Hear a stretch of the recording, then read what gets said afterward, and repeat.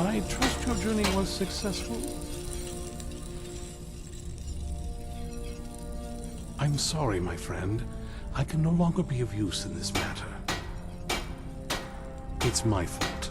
In my haste to read the first scroll, I neglected the careful preparation required.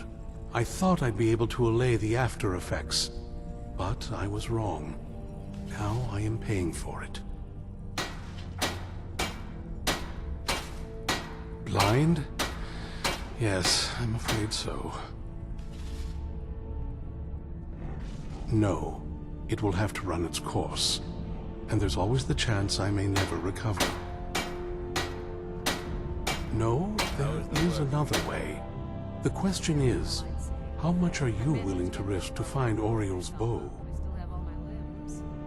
I can't guarantee you'd be free from harm. Becoming blind could be the least of your worries. Scattered across Tamriel are secluded locations known only as Ancestor Glades. There's one in Skyrim in the Pine Forest. Performing the ritual of the Ancestor Moth within the glade should provide the answers you seek. It involves carefully removing the bark from a canticle tree, which will in turn attract Ancestor Moths to you. Once enough of the moths are following, they'll provide you with the second sight needed to decipher the scrolls. In keeping with tradition, you must use a specific tool in the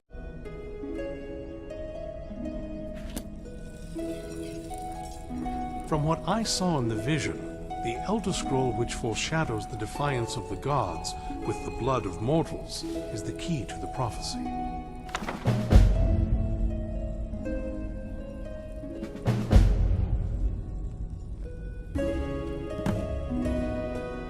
Deciphering one of the Elder Scrolls is nothing like reading a simple book. There is quite a bit of ritual and concentration required. It can take months or even years to complete a single scroll, and even then, months to recover. Sadly, yes. It is the inevitable fate we agree to pursue when reading the Elder Scrolls. It generally does not occur until a moth priest is in his latter years, but in my case, I simply was not preparing myself properly. It can take months or even years. Well, as I'm sure you figured out by now, it's no mere coincidence that we're named Moth Priests. The voice of the Ancestor Moth has always been an integral part of reading the Elder Scrolls.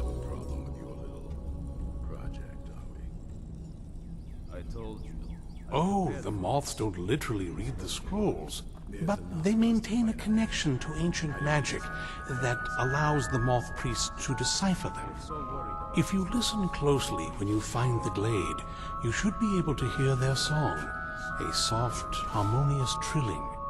It's through this ancestral chorus that the moths tap into a form of primal augur and become a conduit for deciphering the scrolls. By having the ancestor moths close to the moth priest, they can utilize the conduit and share the moth's augury. Only the most resilient of priests can do it this way. It takes years of practice to interpret the harmony. You've come this far, and you've found several Elder Scrolls. Whether you believe it or not, the scrolls have a mind of their own. If they did not want you to find them, they would not allow it. Because of this, I strongly believe you were meant to hear the ancestral chorus. Only one way to find out.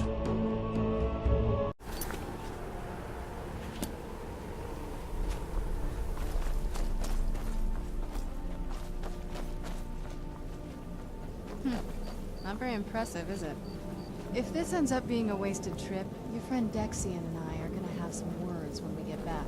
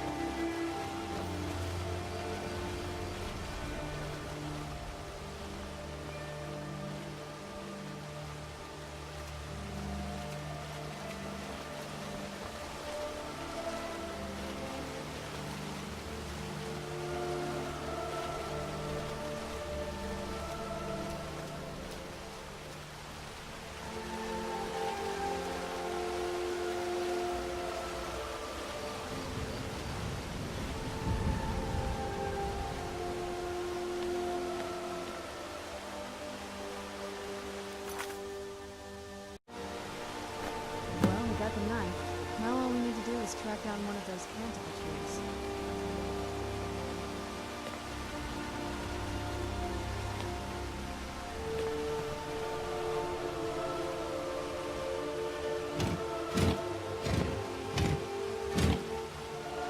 Hope the moths like that bark as much as Dexian said they would.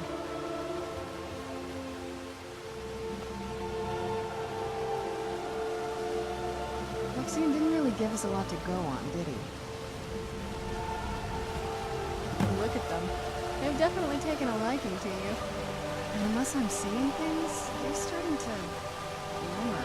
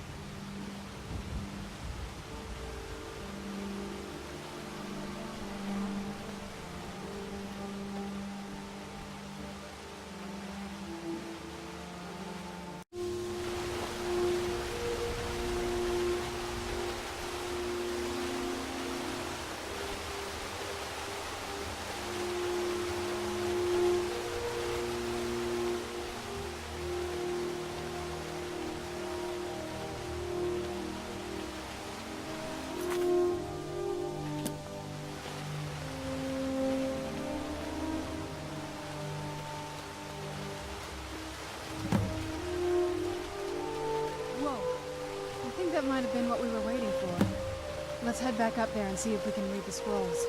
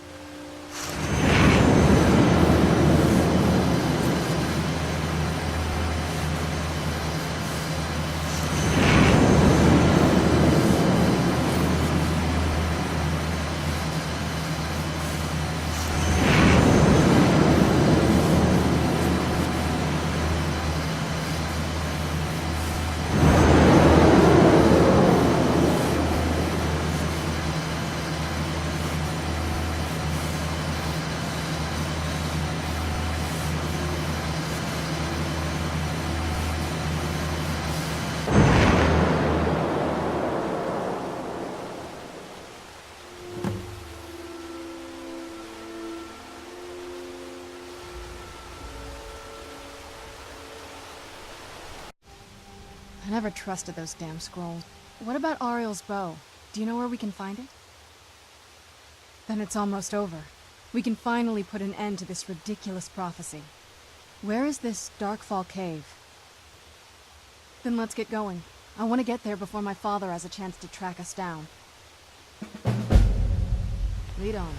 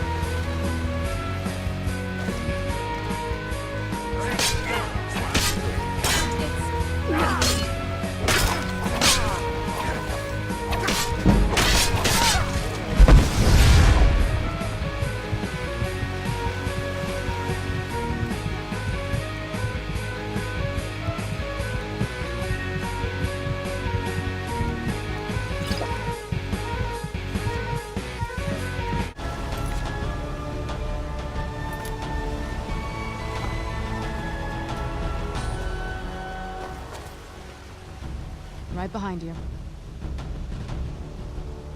Not much. If you read any history, it shows up from time to time, but it's a hard thing to track. As far as I know, though, it's never been held by a vampire. That would be a new one. Ariel is one of the elven gods. He's with the rest of them in theories.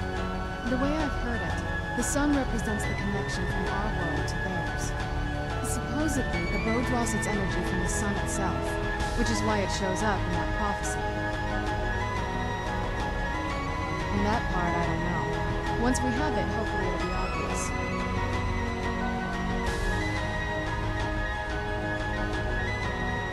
I can't say it surprises me. I kind of figured we were heading for this someday. I just didn't know when.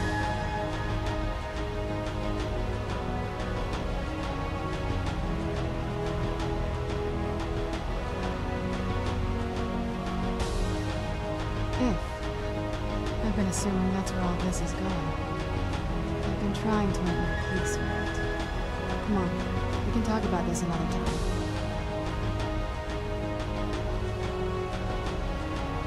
Let's go.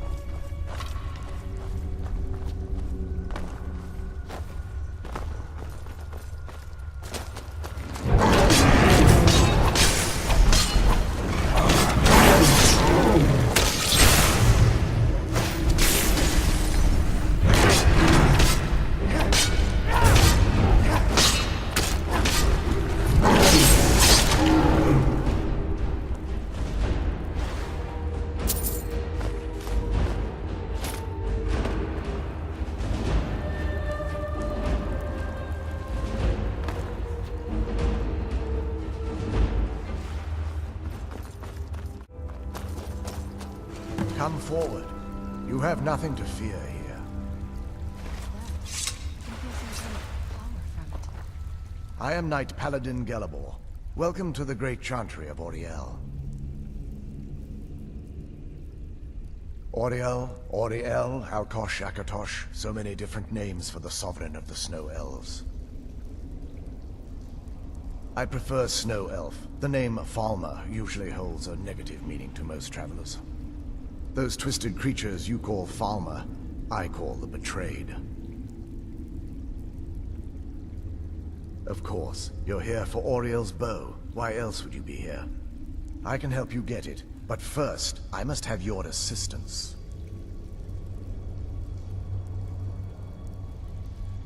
I need you to kill Archcurate Vertha, my brother. The kinship between us is gone. I don't understand what he's become, but he's no longer the brother I once knew. It was the Betrayed. They did something to him. I just don't know why Auriel would allow this to happen. They swept into the Chantry without warning, and began killing everyone without pause. The Chantry was a place of peaceful worship.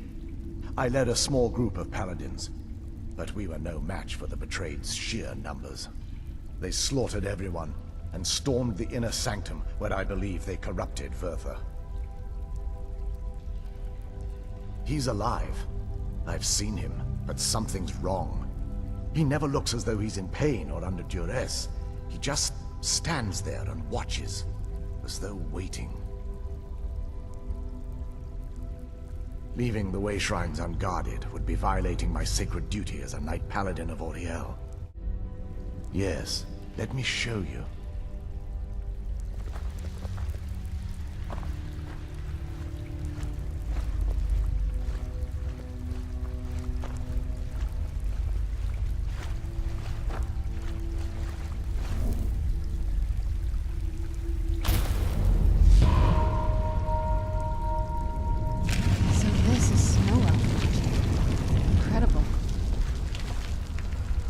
This structure is known as a way shrine. They were used for meditation and for transport when the Chantry was a place of enlightenment. Prelates of these shrines were charged with teaching the mantras of Auriel to our initiates. What's that basin in the center signify? Once the initiate completed his mantras, he'd dip a ceremonial ewer in the basin at the way shrine's center and proceed to the next way shrine.